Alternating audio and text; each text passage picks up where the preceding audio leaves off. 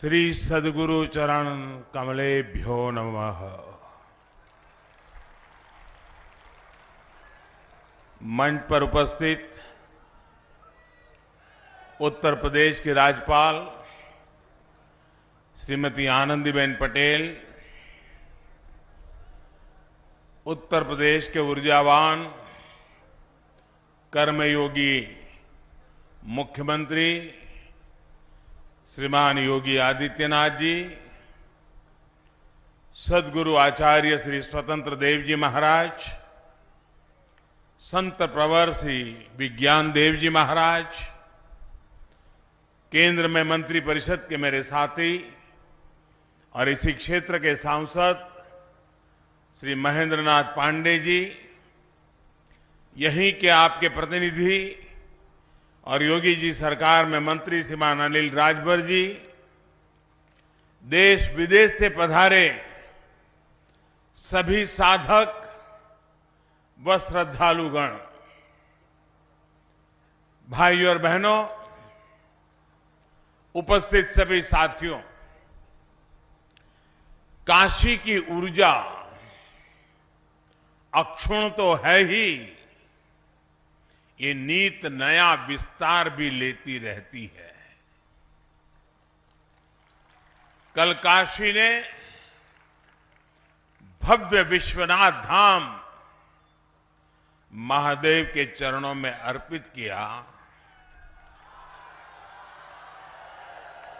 और आज विहंगम योग संस्थान का ये अद्भुत आयोजन हो रहा है। इस दैवीय भूमि पर ईश्वर अपनी अनेक इच्छाओं की पूर्ति के लिए संतों को ही निमित्त बनाता है। आप जब संतों की साधना पुण्य फल को प्राप्त करती है तो सुखद संयोग भी बनते ही चले जाते हैं। आज हम देख रहे हैं अखिल भारतीय विहंगम योग संस्थान का 58वां वार्षिकोत्सव स्वतंत्रता आंदोलन में सद्गुरु सदाफल देव जी की कारागार यात्रा के 100 वर्ष और देश की आजादी का अमृत महोत्सव, ये सब हम सब एक साथ इनके साक्षी बन रहे हैं। इन सभी संयोगों के साथ आज पूर्ण हो जाएगा तो न सिर्फ काशी के लिए लेकिन हिंदुस्तान के लिए एक बहुत बड़ा नजराना बन जाएगा।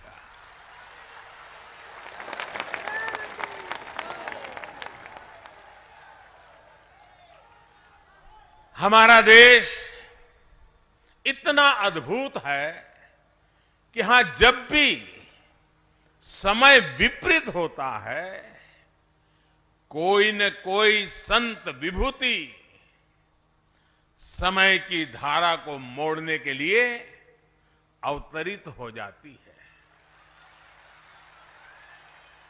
ये भारत ही है जिसकी आजादी के सबसे बड़े नायक को दुनिया महात्मा बुलाती है। ये भारत ही है जहां के राजनीतिक आंदोलन के भीतर भी आध्यात्मिक चेतना निरंतर प्रवाहित रही है। और ये भारत ही है जहां साधकों की संस्था अपने वार्षिकोत्सव को आजादी के अमृत महोत्सव के रूप में मना रही है।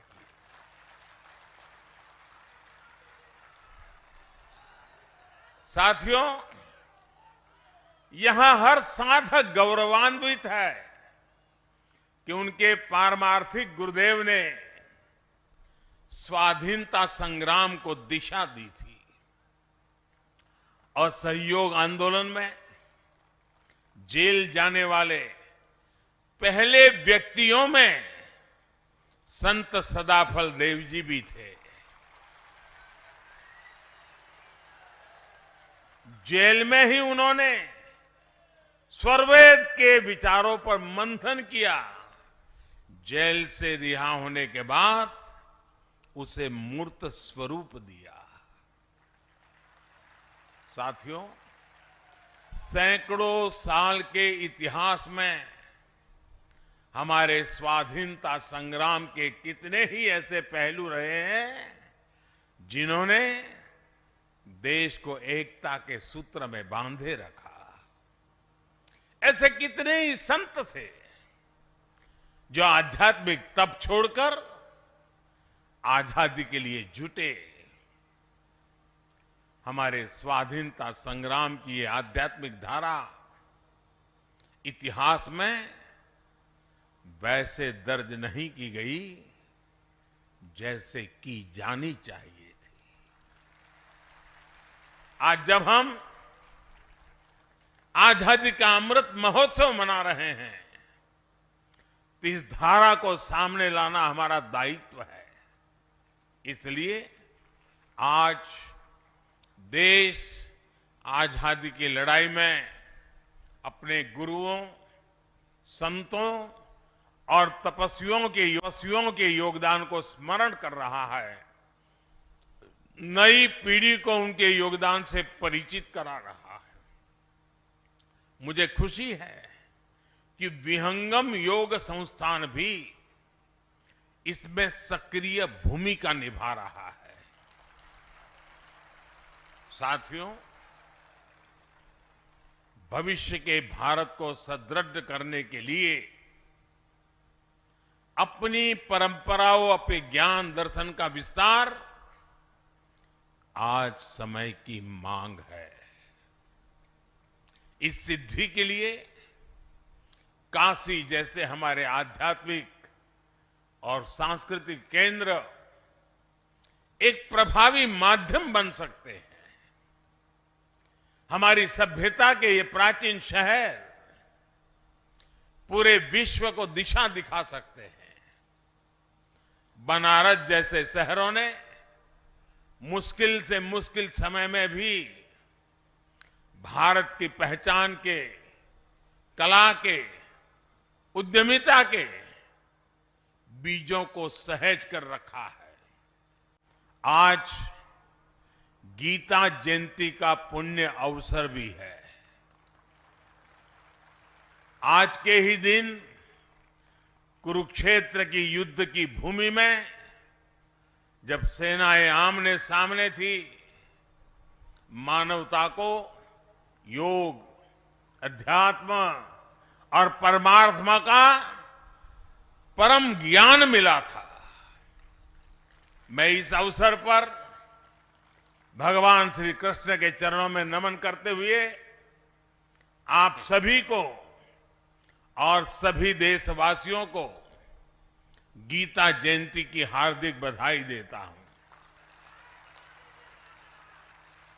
भाई और बहनों, सद्गुरु सदाफल देव जी ने समाज के जागरण के लिए विहंगम योग को जन जन तक पहुंचाने के लिए यज्ञ किया था। आज वो संकल्प बीज हमारे सामने इतने विशाल वटवृक्ष के रूप में खड़ा है।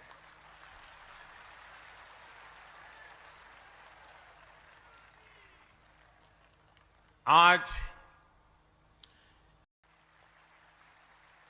साथियों, आज आजादी के अमृत काल में भारत के लिए जितना महत्वपूर्ण स्वराज है, उतना ही महत्वपूर्ण सुराज भी है। हम दोनों का रास्ता भारतीय ज्ञान, विज्ञान, जीवन शैली और पद्धतियों से ही निकलेगा। मैं जानता हूं विहंगम योग संस्थान वर्षों से इस विचार को आगे बढ़ा रहा है। आपका आदर्श वाक्य है, गावो विश्वस्य मातरः। गौ माता के साथ इस संबंध को सुदृढ़ करने के लिए गोधन को हमारी ग्रामीण अर्थव्यवस्था का एक स्तंभ बनाने के लिए देश में अनेक प्रयास हो रहे हैं। साथियों, हमारा गोधन हमारे किसानों के लिए केवल दूध का ही स्रोत न रहे, बल्कि हमारी कोशिश है कि गौवंश प्रगति के अन्य आयामों में भी मदद करे। आज दुनिया स्वास्थ्य को लेकर सजग हो रही है। केमिकल्स को छोड़कर ऑर्गेनिक फार्मिंग की तरफ विश्व लौट रहा है। हमारे यहां गोबर कभी ऑर्गेनिक फार्मिंग का बड़ा आधार होता था, हमारी ऊर्जा जरूरतों को भी पूरी करता था। आज देश गोबर्धन योजना के जरिए बायोफ्यूल को बढ़ावा दे रहा है, ऑर्गेनिक फार्मिंग को बढ़ावा दे रहा है, और इन सब से एक तरह से पर्यावरण की रक्षा भी हो रही है। आज से 2 दिन बाद 16 तारीख को जीरो बजट नेचुरल फार्मिंग, इस पर एक बड़ा राष्ट्रीय कार्यक्रम भी होने जा रहा है। इसमें पूरे देश से किसान जुड़ेंगे। मैं चाहूंगा कि आप सभी भी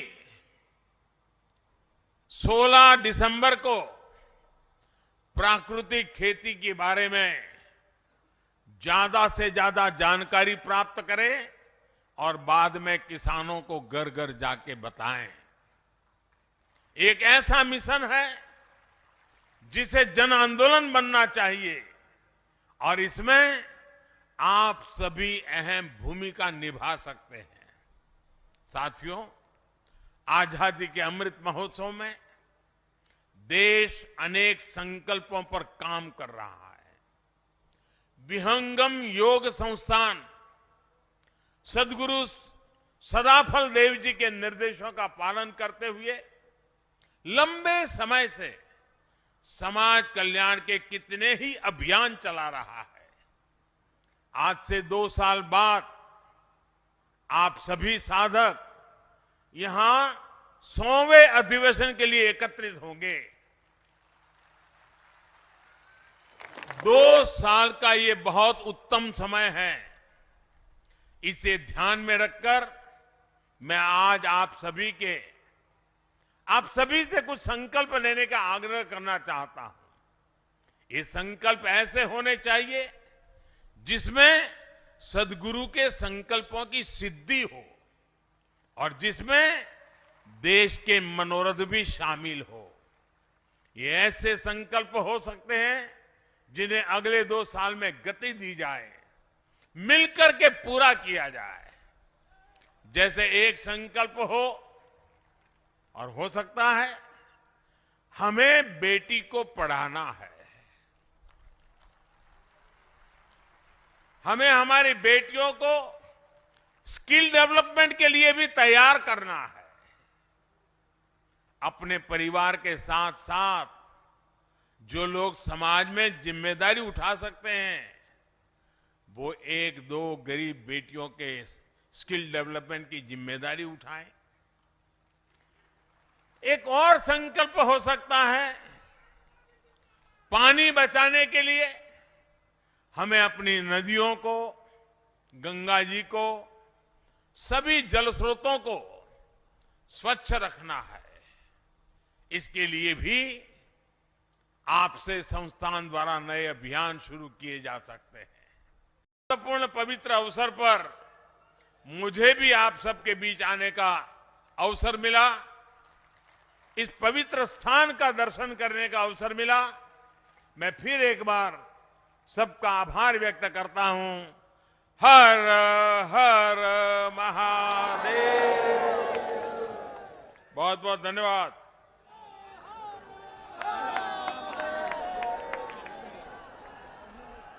बहुत बहुत धन्यवाद माननीय, आपके प्रेरणादायी उद्बोधन के लिए। आजादी का अमृत महोत्सव वास्तव में संकल्पों का महोत्सव है और आपने इन्हीं शुभ संकल्पों को लेने की प्रेरणा दी। हम सब उन्हें सिद्ध करने का प्रयास